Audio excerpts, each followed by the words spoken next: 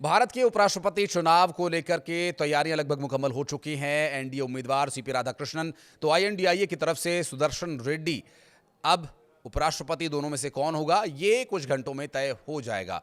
आपको बता दें कि चुनाव में एनडीए और आईएनडीआईए ब्लॉक दोनों ओर से क्रॉस वोटिंग का दावा हो रहा है। चूंकि इस चुनाव में सियासी दल व्हिप के अधिकार का इस्तेमाल नहीं कर सकते, तो सवाल ये है लाजमी कि सांसदों का क्या होगा जो पार्टी लाइन से अलग जाकर के क्रॉस वोटिंग करेंगे। हालांकि ये पहली बार नहीं होगा अगर होता है तो, क्योंकि उपराष्ट्रपति चुनाव में क्रॉस वोटिंग के दावे जो हो रहे हैं, पहले भी जब इस पद के लिए वोट डाले गए थे तो क्रॉस वोटिंग हुई थी। सियासी दल बागी सांसदों पर कार्रवाई तो करते हैं, लेकिन ये अलग तरीके से होती है क्योंकि इसमें संविधान द्वारा सियासी दलों को प्रदान किया गया व्हिप का चाबुक नहीं चलता।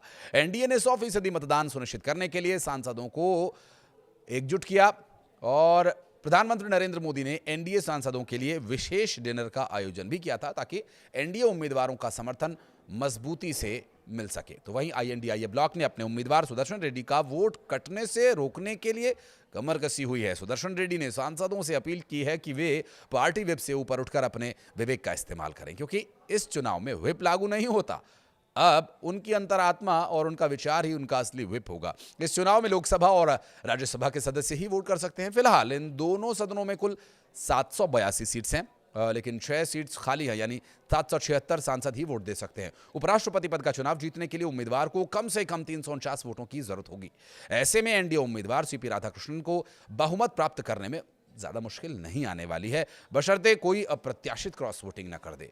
इस चुनाव में वोटिंग का रिजल्ट मतदान के तुरंत बाद शाम तक आ ही जाएगा और वोटिंग अब से कुछ ही देर में शुरू होने वाली है और शाम 6 बजे तक ये वोटिंग कंप्लीट हो जाएगी। राज्यसभा चुनावों में, राष्ट्रपति और उपराष्ट्रपति चुनाव में कोई पार्टी अपने सांसदों या विधायकों को व्हिप जारी नहीं कर सकती। उनके पार्टी लाइन पर चलते हुए जो वोट देना होता है वो, क्योंकि ये चुनाव सदन से नहीं बल्कि चुनाव आयोग से जुड़े होते हैं। उपराष्ट्रपति का चुनाव गुप्त मतदान यानी सीक्रेट बैलेट के जरिए होता है। भारत के संविधान की आर्टिकल 66 यानी 66 जनप्रतिनिधि कानून 1956 के तहत उपराष्ट्रपति के चुनाव गुप्त मतदान से होते हैं।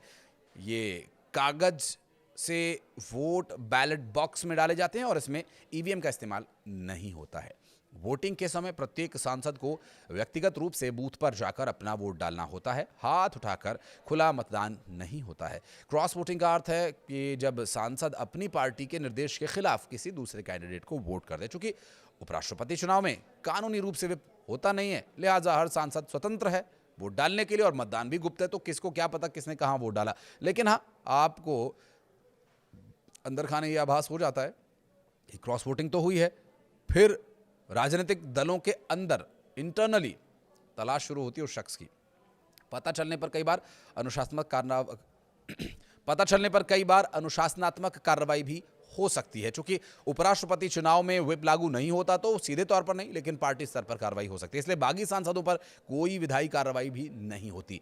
राजनीतिक अनुशासन की दृष्टि से यह जरूर हो सकता है।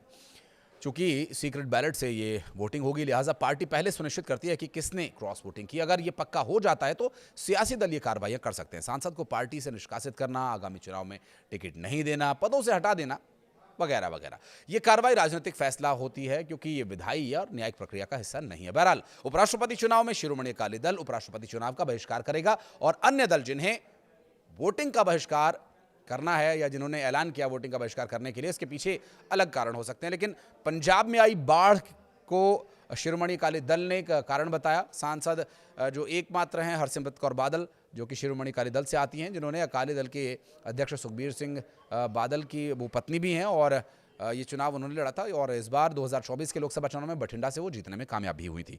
उपराष्ट्रपति चुनाव में लोकसभा के 543 सदस्य और राज्यसभा के 233 सदस्य जो निर्वाचित हैं, 12 मनोनीत सदस्य भी हैं। सांसद ये मतदान करते हैं और वर्तमान में 5 और 1 लोकसभा सीट खाली होने से 781 सांसद मतदान कर सकते हैं।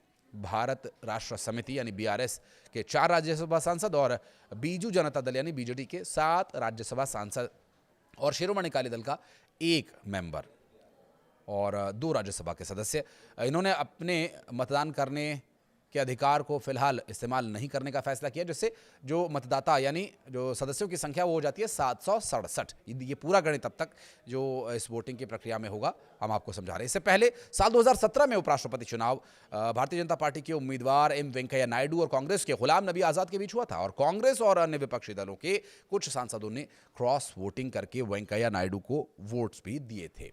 विशेष रूप से कांग्रेस सांसदों को आधिकारिक तौर पर गुलाम नबी आजाद के पक्ष में वोटिंग का आदेश था, लेकिन तब भी कई सांसदों ने स्वतंत्र रूप से वोटिंग की। करीब 30-40 सांसदों ने क्रॉस वोटिंग की। एम वेंकैया नायडू विजयी हुए बतौर कांग्रेस ने तब कांग्रेस ने क्रॉस वोटिंग करने वाले सांसदों के खिलाफ पार्टी अनुशासनहीनता का मामला दर्ज किया और कई सांसदों को पार्टी से निष्कासित भी कर दिया था। कुछ सांसदों को पद से हटा दिया गया था। अगले चुनावों में उन्हें टिकट नहीं दिया गया। यही सब होता है फिर पॉलिटिकल लेवल पर, पार्टी की इंटरनल मीटिंग में फिर उनके खिलाफ कार्रवाई की फिर रणनीति बनाई जाती है। बहरहाल उपचुनाव या उपराष्ट्रपति का चुनाव, इसे जो भी कहें, ये शाम तक रिजल्ट दे देगा और देखना ये होगा कि जो पार्टी स्तर पर कार्रवाइयाँ हुई हैं उनसे वो कितना बच पाते हैं और क्या क्रॉस वोटिंग होती है। यदि होती है तो कौन करेगा, और फिर ये सब वोटिंग के बाद चर्चा शुरू होगी, तो इस पर भी वीडियो लेकर आएंगे। कुछ कहना चाहें तो ज़रूर बताइएगा कमेंट बॉक्स में। धन्यवाद।